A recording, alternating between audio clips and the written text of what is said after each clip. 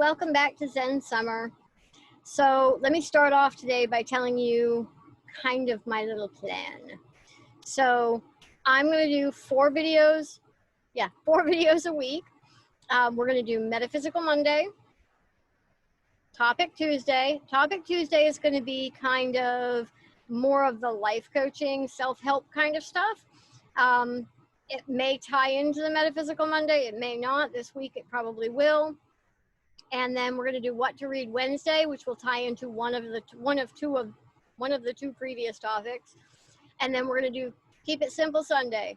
And Keep It Simple Sunday are going to be really simple little exercises that you can do, stuff that just quick tips that might help you with some things. Apparently there is a hair right in front of my face and it is making my eye itch, so I apologize. So that's the direction we're planning to go. So this is Monday. We're going to do Metaphysical Monday. My topic for today is actually going to be about being an empath. We're going to do this topic a few times because while we're going to talk about the different types of empath, we're also going to only be discussing one type today, whereas next week we'll discuss another type and then we'll discuss the final types in a different session. So there are 5 really common types of empath, and that is the animal empath, the plant empath, the intuitive empath, the physical empath, and the emotional empath. You may be none, you may only be one, or you can be some combination of any of them.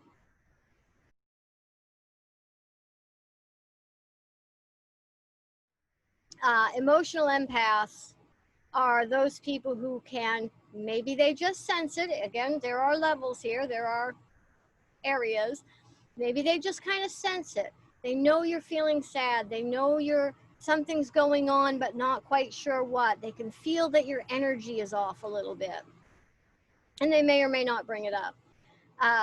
Or maybe they feel it quite a bit. I'm going to move in a little closer here. Maybe they feel it quite a bit. And they, not a lot, but somewhere in the middle, and they are able to recognize that it's you feeling sad, or that it's you feeling angry, or that you're, I don't know, feeling whatever type of way. Or they can be like my son and I, who get overwhelmed by it.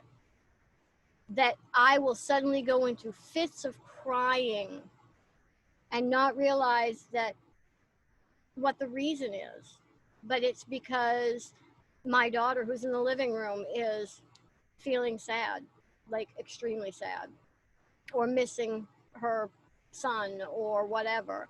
Or I'll go into a fit of anger, or I'll start feeling like I want to put my fist through a wall sitting in my room by myself for no reason. But it's because the next door neighbor has gotten angry because they can't get something to work, or their tool can't find their tools, or whatever the case may be. My other thing about this is, in some emotional empaths do this and some don't. I happen to be one that does. I didn't realize it until my youngest son told me, because he's also an extreme emotional, like high level emotional empath. I push off my emotions in waves, and I don't mean to. I try not to, actually. But because he is so connected to me, and because he is such a high level of emotional empath, he cannot be not only in the same room with me, but in the same neighborhood as me if I am extremely sad or extremely angry, because it comes off me in waves and it just overwhelms him. Not everybody has that. Not every emotional empath has that, but there are a few, and I happen to be one of them. So are you an emotional empath? Well, there's some things you can ask yourself. There's a lot of other things you can ask yourself too. And by the way, on What to Read Wednesday, we're going to go into a little bit more about this and talk about a book that I'm going to recommend that has to do with this. But some of the few questions you can ask yourself is, Do arguments or yelling make you feel physically ill? Do crowds drain you?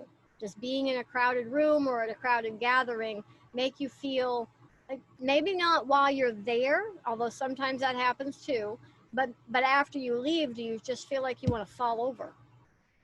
Do you absorb other people's emotions or stress? Do you get sudden bouts of crying or anger for no apparent reason? Yeah, I do a lot of that. Do grocery stores or crowded places overwhelm you or make you extremely tired? Now, I know grocery shopping is tiring, and I know there may be physical issues, like I have, that make it more tiring. But is it more tiring than it should be at whatever level you're at? Do you need extra time to recuperate after being around crowds or negative people? Which at some point we'll talk about energy vampires, and there are some negative people that would be in those categories.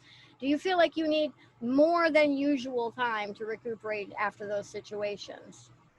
And do you have any chemical sensitivities? Like, I'm very medication sensitive. I have extreme reactions, even worse than what is the expected possible side effects to most medications. And I have a lot of sensitivity to gluten and lactose and all this other lovely stuff. So you have chemical sensitivities or sensitivity to smells or touches. So does certain smells make you have a headache? Do they make you feel itchy? Do you have a sensitivity there? Or does sometimes having clothes, other than having fibromyalgia or a disease that would cause this, because I also have that, but does having clothes on your skin make you feel oversensitive? Does sometimes just having someone just maybe touch your arm or touch your hand, are you kind of oversensitive to that? Do you feel overwhelmed when someone goes to give you a hug or touch you, like touch your hand or arm or something to that effect? Those can all be signs, not one alone, but if you have more than one of those, they can be signs that you are an emotional empath. And so you want to take some steps to protect yourself there. And on Simple Sunday, we're going to talk about bubbling up, which is something I do quite often. We're also going to spend more time talking about what it means. I just wanted to give you a rough overview and get you thinking about, are you an empath? Because as time goes forward, we're going to talk about the effects of empathy on you, on you as a person, on who you are, on your daily life, and how negative people can affect you as an empath. So tomorrow's Topic Tuesday, and we're going to be talking about toxic relationships. And I have a whole bunch of stuff to talk about as far as toxic relationships goes. But as an empath, that can be even more toxic to you, and it can be a different reason they're drawn to you. So as an empath, if you are an emotional empath, there are what's called energy vampires that will be drawn to you for your energy. And those people are toxic to you, where they might not be as much to someone else. They're still going to be toxic, but they're more toxic to you because you're that high energy spirit who is going to more easily become drained, more easily become overwhelmed, and feed them in a way that someone without this gift might not be able to feed them. So as we talk about things like that, keep in mind whether you think you're an empath or not, and that's going to affect how things like that maybe come into your life or have an effect on you. So as an emotional empath, I'll tell you a couple of stories actually. Many years ago, I went to visit a friend of mine in Massachusetts, and we went into a metaphysical store. And I don't generally, and you'll know what bubbling up is come Sunday, but I don't generally bubble up at a metaphysical store because I like the energy in metaphysical stores. So we went into the store, and I had not bubbled up. And we were going through the stones and looking at all the sage wands and looking at all the pretty drums. They had lots of really nice Indian drums in there, which I really enjoyed. And they had Native American uh, rattles, which I bought one, very expensive. Um, they had lots of really pretty, nice things with lots of lovely energy that I was just enjoying. And then suddenly I started feeling really sick. And as time was progressing, I was feeling more and more sick. And this was before I had as many physical problems as I have now. So it wasn't from just walking around or doing too much. And I looked at my friend and I said, I am really starting to feel like I'm going to throw up. And she says, oh, goodness, you need to hurry up and go pay and we need to get out of here. And I didn't think much of it, but I thought, okay. So I went and I paid for my stuff and I felt even more sick. And I got my bag and we got outside and I sat down in the car and I'm leaned over with the door open and fanning myself and trying to get some air. And she says, no, no, no, close the door. We need to get away from here. If you're not feeling better in, a mile, I'll pull over and we'll open the door for you. And I said, okay, whatever. So I closed the door and we get down the road. About a half a mile down the road, I felt fine. Nothing wrong anymore. And I looked at her, I said, what was that? And she says, I'm sorry. I should have warned you to bubble up before we went into this particular store because one of the owners in here is an energy vampire and I don't think about it anymore. I just automatically do it. And I know you don't generally bubble up in these places. And I said, well, thanks for the warning, but that was an interesting effect. I had never had that effect before. I was so sick and then fine, just fine, as soon as we got away from it. Another experience that I had was being drained by a friend who I didn't know I didn't know at the time or didn't realize at the time, I guess I knew sort of, was an energy vampire. And the whole time I had spent time with this person, I was fine. I felt fine. And we spent an entire weekend in a house together. And then when I got home, I was so tired and I was so sick. And I just collapsed on the couch and started crying. And my husband instantly saw it. He knew exactly what it was. And he grabbed a hold of me and he brought me up on the couch. And he put his arms around me and he just started pushing energy into me. And he said, you've got to stop spending so much time with her. She drains you. And he was right. She drained me. And that was one of my first realizations about energy vampires. I mean, I knew they existed, but I guess that was my first realization they existed in my life. And then my final story is a few years back, I had gone, there was this friend of mine who lived in a park that we were in, and she and I used to go do things together once in a while.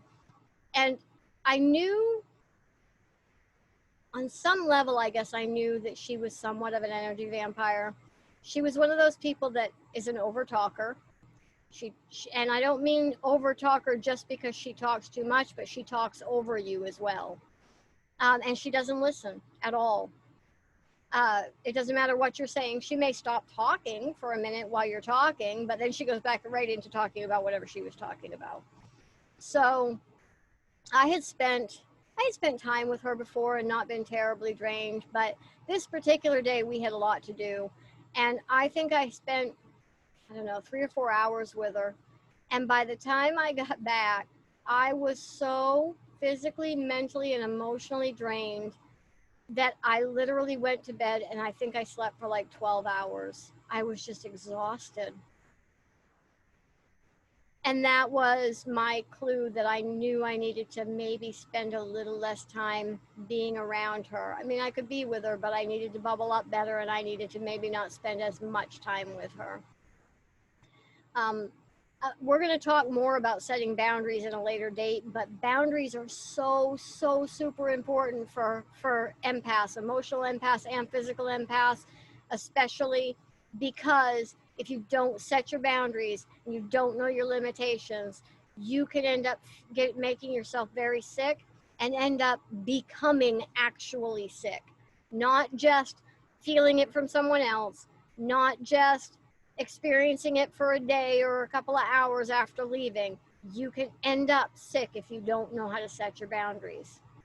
So I encourage you to look into that a little bit. And again, the book that we're going to talk more about on Wednesday, will give you some insight into how to do that as well.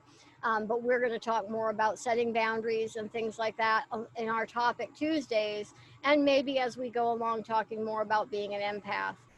One final thing about being an emotional empath at this time, and I know some of you are watching this right from the beginning, but I don't know how long I'll leave these on YouTube, and so I don't know what year you'll be watching this. But this is 2020, and we're right in the middle of this pandemic still. So one of the major things about being an emotional and or physical empath at this time is you really need to protect yourself, and you really need to find the things, whether that be replenishing your energy in nature, replenishing your energy by taking a shower, or a bath, candles, listening to music, whatever it is that replenishes your energy. You need to know what that is and do a little more of it right now.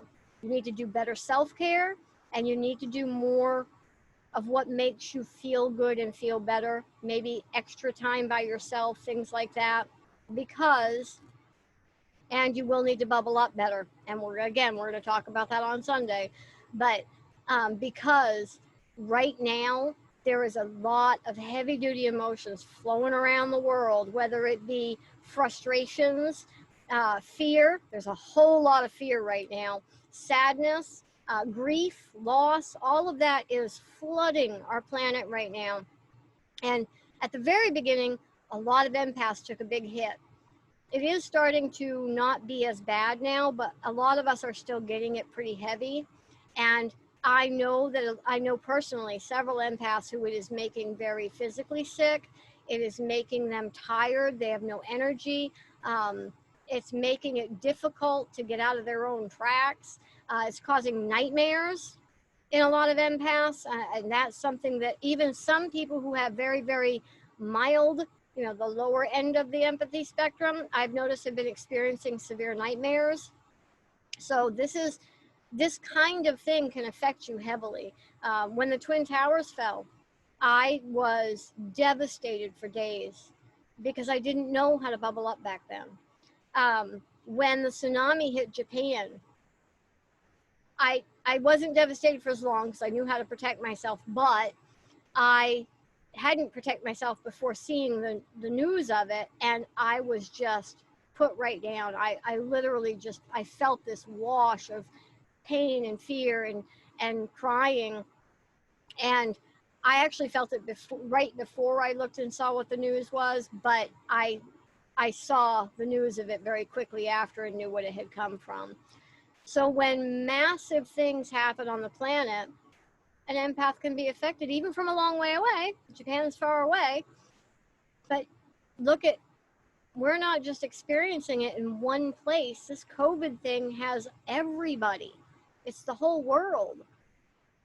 And then you have all of the riots and the protesting going on. You have the George Floyd thing. There's all this stuff that's going on on our planet right now, and it's affecting the whole world.